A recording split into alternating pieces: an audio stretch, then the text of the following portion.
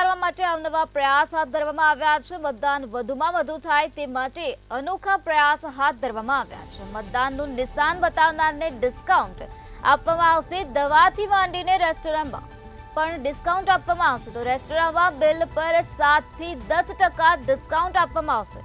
દવા ખરીદી પર પણ 7 થી 10% ડિસ્કાઉન્ટ આપવામાં આવશે।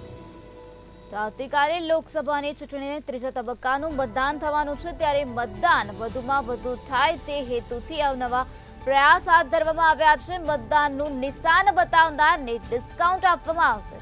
દવા ખરીદી પર પણ 7 થી 10% ડિસ્કાઉન્ટ। તો રેસ્ટોરન્ટમાં બિલ પર 7 થી 10% ડિસ્કાઉન્ટ આપવામાં આવશે। દવાથી માંડીને રેસ્ટોરન્ટમાં ડિસ્કાઉન્ટ આપવામાં આવશે। તો મતદાનનું નિશાન બતાવનારને ડિસ્કાઉન્ટ આપવામાં આવશે। તો વધુમાં વધુ મતદાન થાય તે હેતુથી આ પ્રકારના પ્રયત્ન હાથ ધરવામાં આવ્યા છે, જેમાં આવતીકાલે દવાથી લઈને રેસ્ટોરન્ટમાં પણ 7 થી 10%નું ડિસ્કાઉન્ટ આપવામાં આવવાનું છે। રેસ્ટોરન્ટમાં બિલ પર 7 થી 10% ડિસ્કાઉન્ટ। તો આ સાથે દવાની ખરીદી પર પણ 7 થી 10% ડિસ્કાઉન્ટ આપવામાં આવશે।